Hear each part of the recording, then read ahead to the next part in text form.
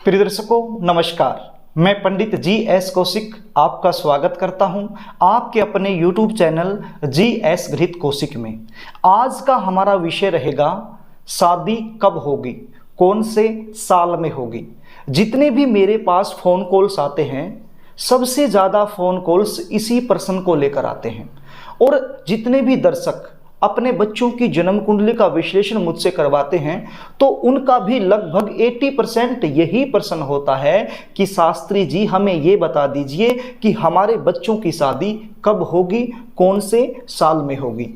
आज मैं आपको ऋषि पाराशर जी द्वारा बताए गए वैदिक एस्ट्रोलॉजी के कुछ ऐसे विशेष सूत्र बताने वाला हूं जिनकी सहायता से आप अपने घर बैठे बैठे ही ये पता कर पाएंगे कि आपकी शादी कब होगी, कौन से साल में होगी।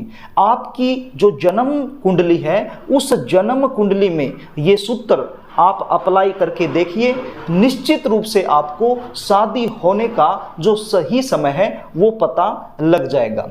यदि आपके पास अपनी जन्म कुंडली नहीं है तो भी चिंता करने की बात नहीं है। आप केवल इस वीडियो में मेरे साथ बने रहिए और इस वीडियो के अंत में मैं आपको भी बताऊंगा कि आप कैसे पता कर पाएंगे कि आपकी शादी का योग चला हुआ है या नहीं।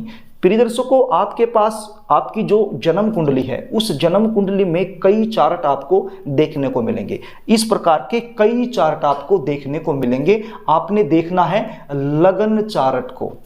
किसको देखना है? लगन चार्ट, यानी लगन कुंडली के नाम से जो चार्ट आपकी जन्म कुंडली में बना हुआ है उसको आपने देखना है और उसमें भी आपने विशेष रूप से सप्तम भाव को देखना है। प्रिय दर्शकों, ये सूत्र जन्म कुंडली में अप्लाई करने से पहले हमें कुछ बेसिक नॉलेज होना जरूरी है। वो कौन सी बेसिक नॉलेज है वो भी मैं आपको बता देता हूं।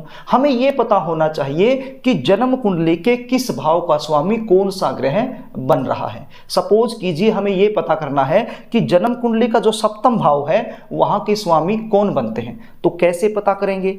हमें यह देखना है कि सप्तम भाव में कितना अंक लिखा हुआ है, कौन सी संख्या लिखी हुई है। अब ये जो बोर्ड पर आप देख रहे हैं यहां पर तो 7 का अंक है, लेकिन आपकी जन्म कुंडली में यहाँ पर 7 का अंक हो जरूरी नहीं है। 1 से लेकर के 12 तक कोई भी अंक हो सकता है। बस आप ये देख लीजिए कि कौन सा अंक लिखा हुआ है सप्तम भाव में और उस अंक के सामने इस टेबल में आप देखिए कौन सा ग्रह लिखा हुआ है। जो भी अंक है और उसके सामने जो भी ग्रह लिखा हुआ है वही उस भाव का स्वामी बन जाएगा। अब यहाँ पर 7 लिखा है तो 7 के सामने आप देखिए शुक्र लिखा हुआ है, तो यहाँ का स्वामी कौन बना? शुक्र बना। यदि 5 लिखा होता तो कौन बनता? सूर्य बनता। यदि 1 लिखा होता तो कौन बनता? मंगल बनता। तो इस प्रकार से इस टेबल की सहायता से आप पता कर पाएंगे कि कौन से भाव का स्वामी कौन सा ग्रह बनता है। आइए अब सूत्रों की तरफ चलते हैं। प्रिय दर्शकों, जन्म कुंडली का सप्तम भाव, यहीं से विशेष रूप से विवाह का विचार किया जाता है। यदि जन्म कुंडली में सप्तम भाव की महादशा चली हुई है, अब ये महादशा कैसे पता करेंगे? आपकी जो जन्म कुंडली है उस जन्म कुंडली के पीछे वाले पेजों में साफ साफ लिखा होता है महादशा, अंतरदशा, प्रतंत्र दशा। वहां जाकर के आप देख लीजिए, बिल्कुल आसानी से आपको पता चल जाएगी। यदि सप्तम भाव के स्वामी की महादशा आपकी कुंडली में चली हुई है और अंतरदशा शुक्र ग्रह की या फिर देवगुरु बृहस्पति की चली हुई है तो आप मान के चलिए कि आपकी शादी होने का एक अच्छा योग चला हुआ है। या फिर यूं कहिए कि आपकी जन्म कुंडली में शुक्र ग्रह की या फिर देवगुरु बृहस्पति की महादशा चली हुई है और अंतरदशा जन्म कुंडली के सप्तम भाव के स्वामी की चली हुई है तो भी विवाह होने का एक प्रबल योग बनता है। आप समझ गए? सप्तम भाव के स्वामी की महादशा में यदि शुक्र और गुरु की अंतरा आई हुई है तो शादी का एक प्रबल योग बना हुआ है। या फिर शुक्र और गुरु की महादशा में सप्तम भाव की अंतरदशा चली हुई है तो भी शादी होने का एक प्रबल योग बनता है। यह हुआ पहला सूत्र। अब दूसरे सूत्र की बात करते हैं। जन्म कुंडली के पंचम भाव, नवम भाव और लगन भाव, इन भाव के स्वामी की महादशा चली हुई हो और इनके अंदर सप्तम भाव के स्वामी की अंतरदशा आ जाए या फिर ऐसा कह सकते हैं कि सप्तम भाव की महादशा चली हुई हो और उनके अंदर पहला, पांचवा और नवा इन भाव के स्वामी की अंतर्दशा आ जाए तो भी विवाह होने का एक प्रबल योग बन जाता है। अगले सूत्र की बात करते हैं।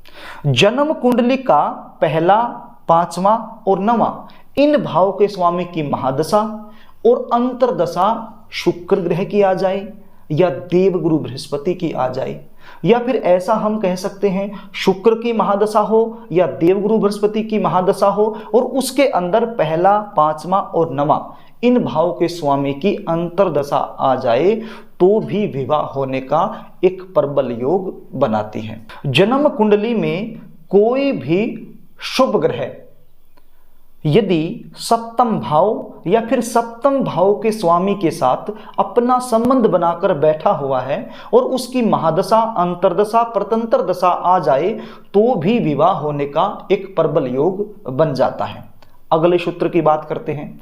जन्म कुंडली में शुक्र ग्रह या फिर देवगुरु बृहस्पति, आप देख लीजिए जहां पर भी बैठे हुए हैं उस भाव से 7 घर आगे जाकर जो भाव आता है उस भाव के स्वामी की यदि महादशा, अंतर्दशा, परतंत्र दशा आ जाए तो भी विवाह होने का एक प्रबल योग बन जाता है। इसको उदाहरण से समझते हैं। सपोज कीजिए कि आपकी जो जन्म कुंडली है उस जन्म कुंडली में शुक्र ग्रह या फिर देवगुरु बृहस्पति यहां बैठे हुए हैं, तो यहां से 7 घर आगे 1 2 3 4 5 6 7 यहां के जो भी स्वामी बनेंगे उनकी महादशा, पंतंत्र दशा या फिर अंतर्दशा आ जाए तो विवाह होने का एक प्रबल योग बन जाता है।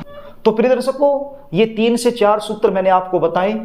ये सूत्र आप अपनी जन्म कुंडली में यदि अप्लाई करके देखोगे तो आपको पता चलेगा कि आपकी शादी के योग चले हुए हैं या नहीं चले हुए हैं। यदि वीडियो आपको समझ में नहीं आती है तो 1 से 2 बार देख लेना, आप इसको समझ जाएंगे। अब बात करते हैं उन बच्चों की जिनके पास जन्म कुंडली नहीं है लेकिन जानना तो वो भी चाहते हैं कि उनकी शादी का योग चला हुआ है या नहीं चला हुआ है।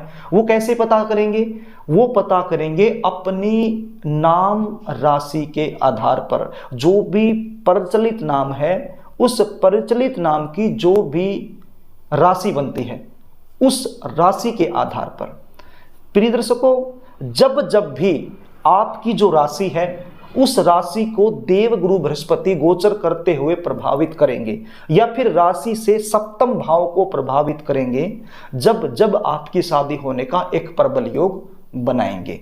वर्तमान समय में देवगुरु बृहस्पति मेष राशि में गोचर कर रहे हैं। अब मेष राशि वालों के लिए विवाह का योग चला हुआ है और यहां गोचर करते हुए तुला राशि को देख रहे हैं, तो तुला राशि वाले जो तुला राशि के जो भी जातक हैं उनका भी शादी का योग चला हुआ है। तो इस प्रकार से आप देख लीजिए कि गोचर करते हुए देवगुरु बृहस्पति आपकी राशि को प्रभावित कर रहे हैं या नहीं। यदि प्रभावित कर रहे हैं तो आपकी शादी का योग भी चला हुआ है। तो इस प्रकार से आप पता कर पाएंगे। तो प्रिय दर्शकों, यदि आप अपनी जन्म कुंडली का विश्लेषण मुझसे करवाना चाहते हैं, जानना चाहते हैं आपकी शादी का योग कब बनेगा, कौन से साल में बनेगा, कौन से महीने में बनेगा और कौन से ग्रह की वजह से आपका विवाह नहीं हो पा रहा है, जल्दी शादी आपकी कैसे होगी, ये सारी जानकारी आप मुझसे यदि चाहते हैं तो स्क्रीन पर दिए गए व्हाट्सएप नंबर पर आप अपनी जन्म डिटेल लिखकर मेरे पास व्हाट्सएप कर सकते हैं और अपनी जन्म कुंडली का सटीक विश्लेषण मुझसे करवा सकते हैं। जन्म कुंडली विश्लेषण की हमारी फीस होती है, वो फीस आपको पे करनी होती है, उसके बाद आपको पूरी जानकारी दे दी जाती है। तो प्रिय दर्शकों, यदि कार्यक्रम अच्छा लगे तो वीडियो को लाइक करना, शेयर करना, कमेंट भी करना और यदि आप मुझसे लगातार जुड़े रहना चाहते हैं तो वीडियो को लाइक कर देना और सब्सक्राइब चैनल को जरूर कर लेना। आज के लिए बस इतना ही, कल फिर मिलेंगे, तब तक के लिए नमस्कार।